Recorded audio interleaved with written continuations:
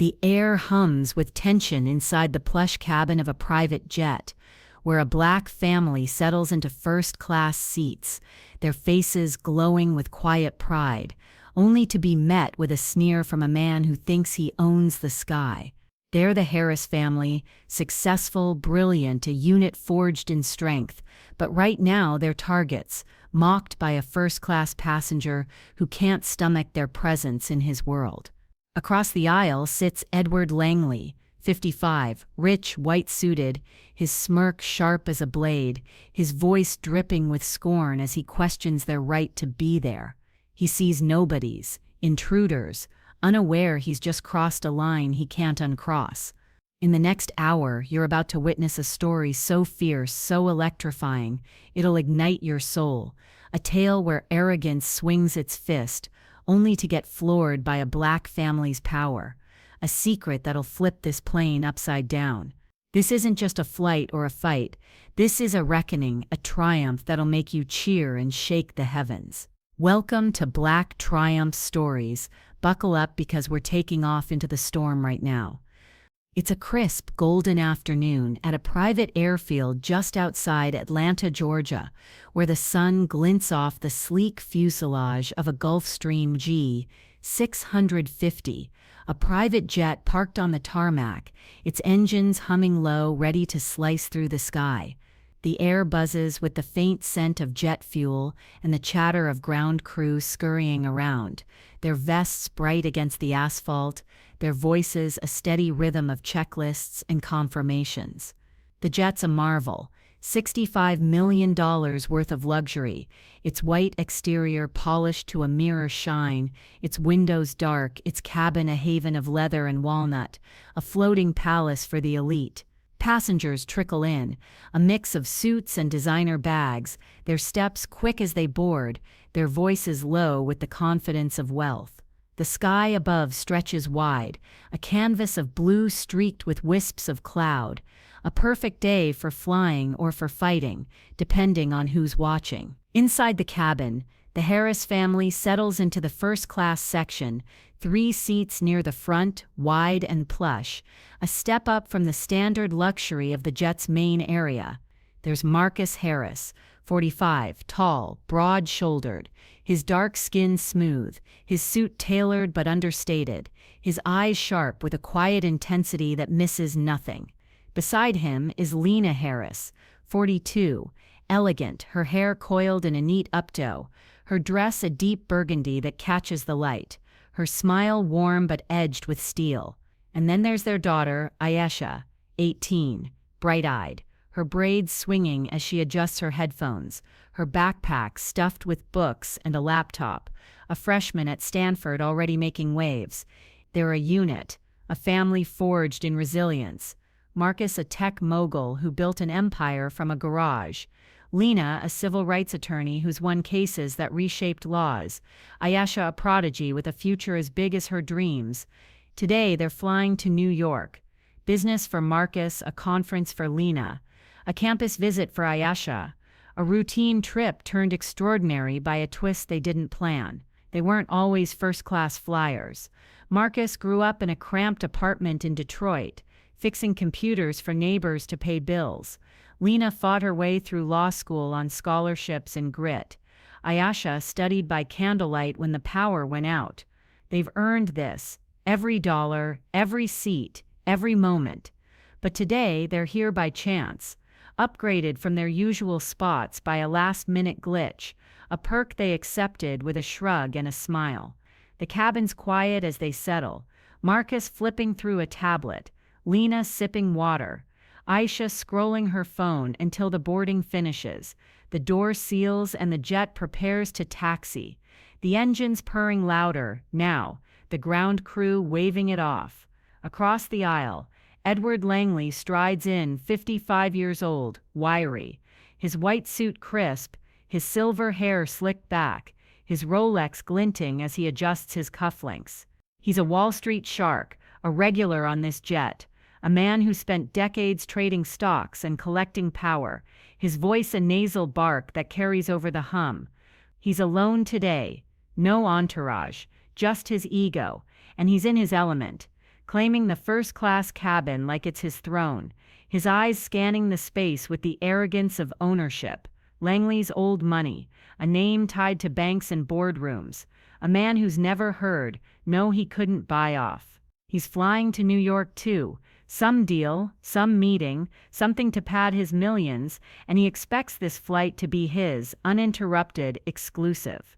The flight attendant, a young woman named Claire, blonde, poised, moves through, offering drinks, her smile practiced as she hands Langley a whiskey, then turns to the Harrises with the same courtesy. "Champagne?" she asks, and Marcus nods. "Please," his voice calm, polite, a contrast to Langley's sharp, "Make it quick," from across the way. Claire delivers the glasses and the Harrises toast, quiet, private, a moment of ease, until Langley's eyes land on them, narrow, and his smirk twists into something sour. He leans over, his voice loud, cutting through the cabin's hum. "Upgraded, huh?" he says, his tone dripping with scorn, his glass sloshing as he gestures. "Guess they're letting anyone in here now." The cabin stills, heads turning, the air shifting, heavy, tense, a fight brewing at 30,000 feet. The cabin of the Gulfstream Day 650 turns into a pressure cooker, the hum of the engines a low growl beneath the rising tension, as Edward Langley leans across the aisle, his white suit crisp, his whiskey glass tilting, his smirk stretching wider at the Harris family. The air's thick, plush seats, walnut trim, the faint scent of champagne clashing with the bitterness rolling off Langley's tongue. Marcus Harris sits steady, his tablet resting on his lap, his dark eyes flicking up, calm but sharp, while Lena adjusts her glass, her posture stiffening, her smile fading into a line of steel. Aisha pulls off her headphones, her braids swinging, her gaze narrowing as she catches Langley's words, her youth no shield against the venom in his tone. The cabin's small, 12 passengers total, a mix of suits and silks, but all eyes shift, some subtle, some bold, the weight of Langley's voice pulling them in like a magnet. "Well, well," Langley says, his nasal bark cutting through the hum, his smirk a blade aimed at the Harrises. "Looks like the airline's handing out upgrades like candy now. Guess standards don't mean much anymore." He laughs, a harsh, grating sound, swirling his whiskey, his eyes glinting with the thrill of his own cruelty. "What'd you do, flash a coupon? Or just beg real nice?" The words land like punches, deliberate, loud, meant to sting, and the cabin tightens, a few passengers shifting uncomfortably, a man in a gray suit glancing away, a woman in pearls clutching her purse.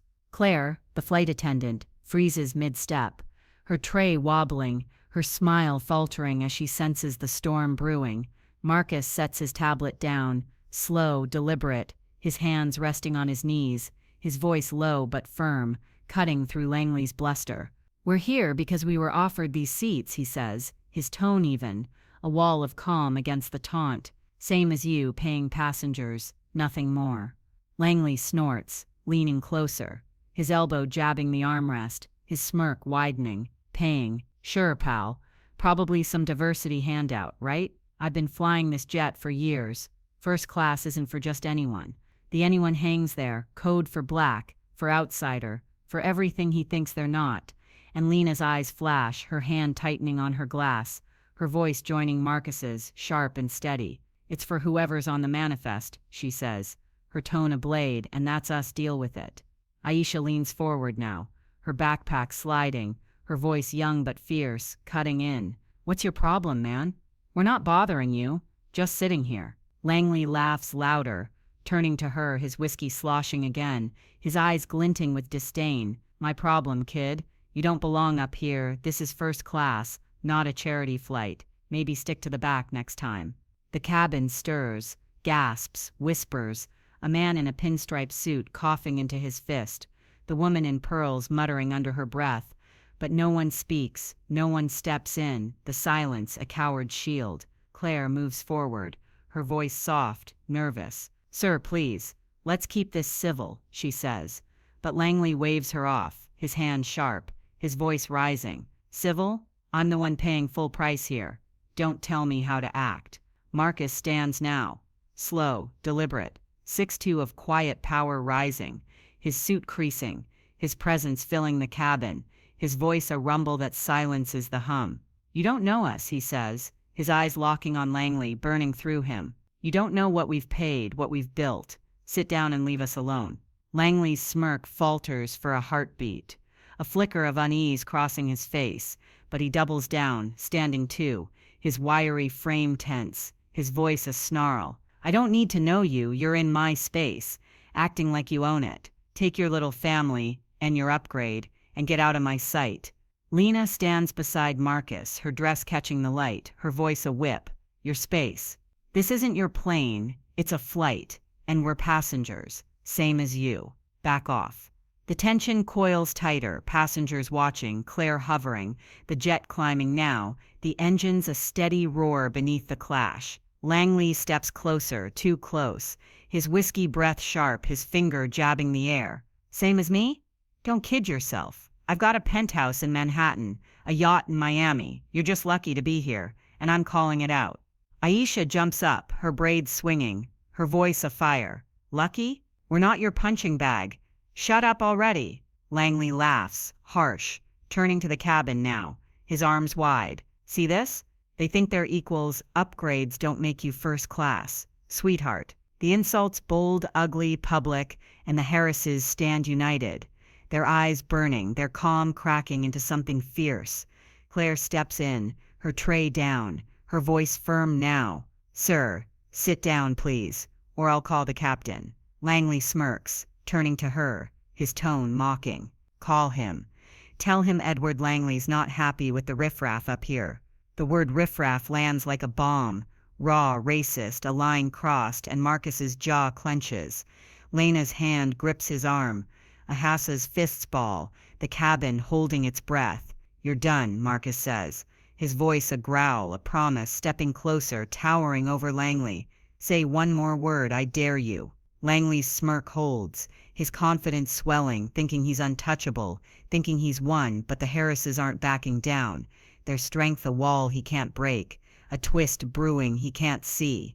The jet levels off, the hum steady, and the fight's not over. It's just begun. The Gulfstream G650's cabin turns into a battlefield, the air thick with tension, the engines a steady roar beneath the clash as Edward Langley stands nose to nose with Marcus Harris, his white suit wrinkled, his whiskey glass empty, his smirk stretched tight with arrogance. Lena Harris stands beside Marcus, her burgundy dress aflame in the dim light, her eyes sharp, her hand on Aisha's shoulder, holding her back as the teen's fists tremble, her braids swinging with every furious breath. The passengers watch, frozen, wide-eyed, a mix of suits and silks clutching armrests, the woman in pearls gasping, the man in pinstripes staring, no one daring to move. Claire, the flight attendant, stands at the edge, her tray abandoned, her voice shaking as she repeats, "Sir, please sit down," but Langley ignores her, his finger jabbing Marcus's chest, his voice a snarl. "You don't scare me," he says, his nasal bark loud, cutting through the hum. "You're nothing, nobodies with a free ride, and I'm calling it like it is." Marcus doesn't flinch, his 6'2" frame a wall, his suit creasing as he steps closer, his dark eyes burning through Langley, his voice a low growl that shakes the cabin. "You've said enough," he says, his hands steady, his presence a force that dwarfs the smaller man. "Back off. Now." Lena's voice joins, sharp, commanding. "You don't own this plane," she says, her tone a blade, "and you don't own us. Step away." Aisha cuts in, her voice young but fierce. "Yeah, leave us alone. You're the nobody here." Langley laughs, harsh, grating, turning to the cabin again, his arms wide, his whiskey breath sharp. "Hear that? They think they're big shots. Upgrades don't buy class, folks." The tension snaps tighter, passengers shifting, Claire reaching for her radio, the jet steady at cruising altitude, the fight teetering on the edge. Then it happens. The cabin door swings open, and Captain James Carter steps in, 50, broad, his pilot's uniform crisp, his dark skin gleaming under the cap, his eyes locking on the scene with a calm that cuts through the chaos. The passengers gasp, heads turning, Claire stepping back, her radio dropping as Carter's voice booms deep and steady, a thunderclap over Langley's bluster. "What's going on here?" he says, his tone firm, his presence filling the space, a man who commands more than just the cockpit. Langley turns, his smirk faltering, his voice sharp. "Captain, good. Get these people out of first class.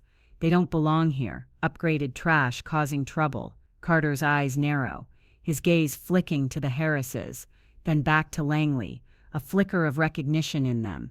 He knows this family, knows this moment, and he's ready. "Trash," Carter says, his voice low, deliberate, stepping closer, his boots thudding on the carpet. "You've got no idea who you're talking to, do you?" Langley snorts, his confidence swelling, his finger jabbing again. "I know enough. They're nobodies. Captain, get 'em out." Carter stops, his hands on his hips, his voice rising now, a tide crashing over Langley's smug calm. "That's Marcus Harris, CEO of Harris Tech, worth $500 million. That's Lena Harris, attorney who's beaten cases you couldn't dream of arguing. And Aisha Harris, Stanford's youngest engineering star. And this plane, they own it. I fly it for them." The twist lands like a bomb. The cabin erupts, gasps and shouts, passengers surging forward, Langley's jaw dropping, his face draining white, his whiskey glass slipping to the floor with a dull thud. Marcus steps forward, his voice a rumble, his eyes burning through Langley. "That's right," he says, towering now, his suit a mantle of power. "We didn't just upgrade. We bought this jet. Every inch, every seat, including yours." Lena's voice joins, sharp, unrelenting. "You mocked us for existing. Turns out we're the ones who gave you this ride." Aisha grins, fierce, leaning in. "So who's the nobody now, huh?"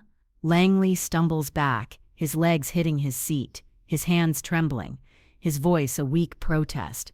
I didn't. This can't." But Carter cuts him off, his voice a gavel. "It can, and it is. Sit down, Mr. Langley, or I'll have you removed at the next stop. This is their plane, their rules." The passengers roar, cheers, whispers, phones out filming, the woman in pearls clapping, the man in pinstripes nodding, the cabin alive with the shift. Langley slumps, his suit creased, his smirk gone, his eyes darting, realizing too late.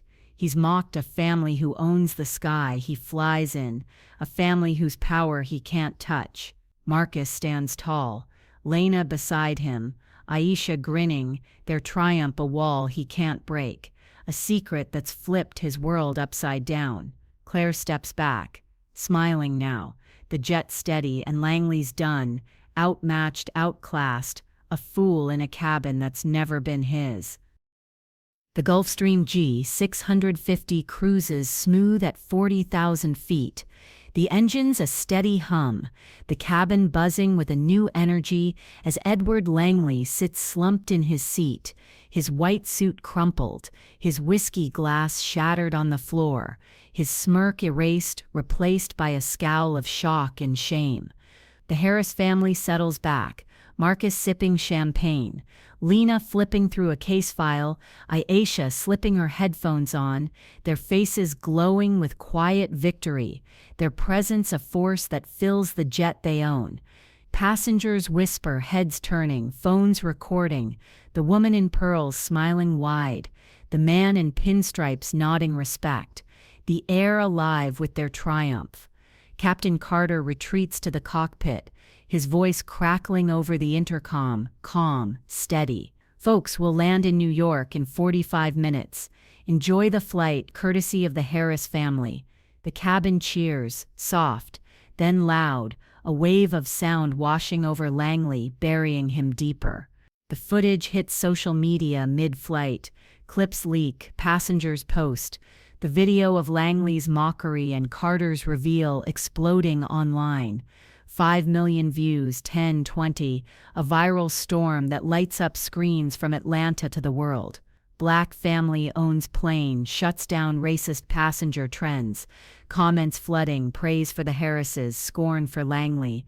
A story that's legend before the wheels touch down.